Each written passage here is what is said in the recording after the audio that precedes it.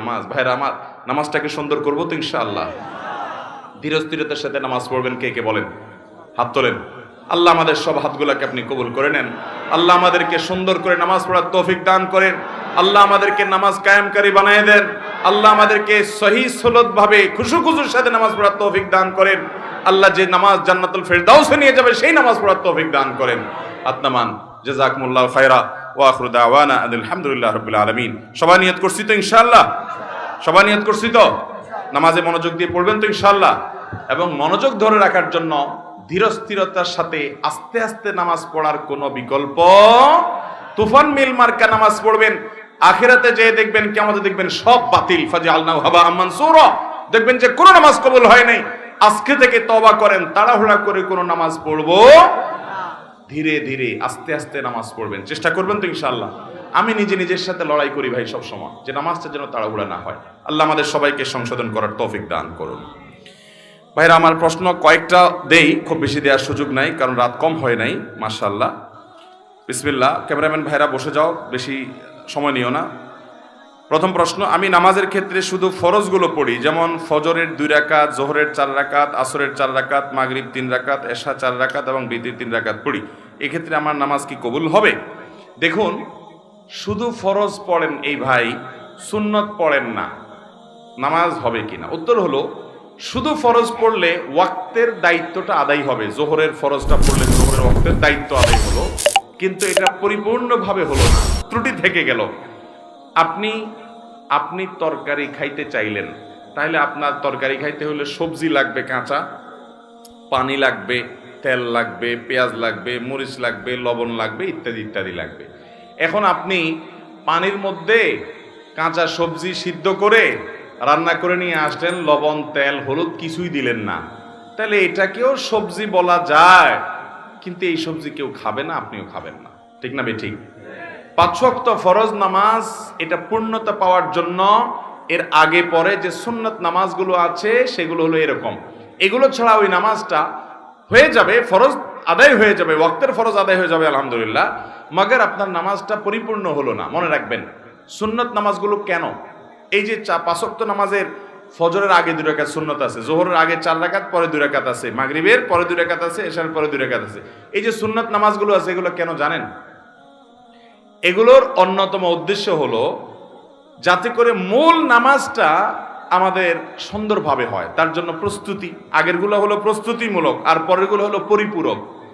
সুন্নত আগেরগুলা প্রস্তুতিমূলক, পরেরগুলাকে বলতে পারেন পরিপূরক, আর সবগুলাকেই অন্য অর্থে পরিপূরক বলতে পারেন। পরিপূরক মানে কি? ধরুন, আপনি কোনো একটা সরকারি অফিসে খুব গুরুত্বপূর্ণ একটা কাজে যাচ্ছেন, এনআইডি কার্ডের ফটোকপি লাগবে, জন্ম নিবন্ধনের ফটোকপি লাগবে, খুব জরুরি একটা কাজ, আপনার বিদেশ যাওয়ার মতো ব্যাপার, ভিসার মতো ব্যাপার। আপনি ফটোকপি নিয়ে যখন যাবেন, ফটোকপি সাধারণত এনআইডি কার্ডের ফটোকপি যদি একটা লাগে, আপনি কয়টা নিয়ে যাবেন? একটাই নিবেন না 2-4টা নিবেন? বুদ্ধিমান মানুষ হলে 2-4টা সাথে নিয়ে যাবে। কেন?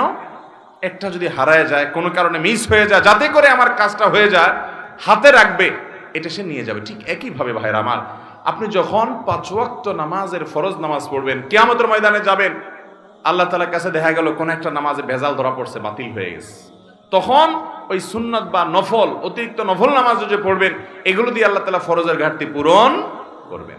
সেই সাথে আপনি আগে যখন সুন্নত পড়বেন, তখন মূল ফরজটা পড়তে আপনার সুবিধা হবে, মনোযোগ থাকবে। নবী করিম সাল্লাল্লাহু আলাইহি সাল্লাম ফরজ নামাজের আগে পরে সুন্নত নামাজগুলো কখনো ছাড়তেন না, নিয়মিত পড়তেন। আপনি কিভাবে নিয়মিত ছাড়েন? একবার জোহরের আগের 4 রাকাত ছুটে গেছে, তিনি পড়তে পারেন নাই মেহমান আসার কারণে, এগুলো পরে তিনি পড়ে দিয়েছেন, এরকম গুরুত্ব দিতেন। হ্যাঁ, আপনার কখনো কোনো কারণে এমন পরিবেশ হয়ে গেছে, সুন্নত পড়ার কোনো সুযোগই পাইলেন না আপনি, অসুবিধা নাই, মাঝে মধ্যে হঠাৎ কালে ভদ্রে বাদ গেছে, অসুবিধা নাই, কিন্তু নিয়মিত এরকম করলে সেটা আপনার মূল সালাতের যে প্রোফাইল আল্লাহর কাছে থাকবে, সে ফাইলটা কিছুটা হলেও ত্রুটিপূর্ণ থাকবে। এটা সুন্নত, সাধারণ সুন্নত, সুন্নতে মুআক্কাদা। আমার ফজরের নামাজ প্রায় কাজা হয়, জোহরের সাথে মিলিয়ে জোহরের আগে সেই 2 রাকাত ফজরের কাজা পড়ে নেই, আমার নামাজ কি কবুল হবে? এই পাবলিক অনেকেই আছে, ফজরের নামাজ জামাতের সাথে মসজিদে গিয়ে আদায় করার মতো মুসল্লি, মুসলমানের সংখ্যা সমাজে অনেক না বেশি? সবচেয়ে কম মুসল্লি হয় কোন নামাজে? কারণ ইবলিস জানে এই নামাজটায় হাজির হলে অনেক বেশি ফজিলত পেয়ে যাবে। জোহরের নামাজের চাইতে এই নামাজে হাজির হওয়ার গুরুত্ব বেশি, মাগরিবে এশায় হাজির হওয়ার চাইতে ফজরে হাজির হওয়ার গুরুত্ব বেশি। এটা মাসআলা আপনি না জানলে কি হয়েছে, আপনার সাথে থাকা ইবলিস জানে। এই জন্য ইবলিসে বড় রাতে আপনার ঠ্যাং টিপা শুরু করে। দেখবেন রাত 12টা 1টা 2টা পর্যন্ত ঘুম আসে না, ফেসবুক টিপতেছেন, ইউটিউব টিপতেছেন, মোবাইলে মুনাজাত ধরতেছেন, শয়তানের জিকির আজকার করতেছেন, এগুলো করতে করতে 12টা 1টা পর্যন্ত আপনার ঘুম আসে না। ঠিকই দেখবেন ফজর আজান আগ দিয়া দেখবেন এমন ঘুম আসে, অ্যালার্ম দিয়ে রাখলেও আর উঠতে মনে চায় না। ঠিক না ভাই? ঠিক। শয়তান তখন কি বলে? নবী করিম সাল্লাল্লাহু আলাইহি ওয়াসাল্লাম হাদিসে বলেছেন, শয়তান বলে ফজরের আজান হয়ে গেছে, অ্যালার্ম বাজছে, দেখতেছেন ঠান্ডা মাথায়, শয়তান বলে আরে রাত এখন অনেক বাকি। অ্যালার্ম দিছে, মোবাইলের গলা টিপে ধরে অ্যালার্ম কেটে দিয়ে আবার ঘুম। আছে না নাই? ফজর পড়তে পারে না। ভাইরা আমার, ফজরের গুরুত্ব অনেক বেশি।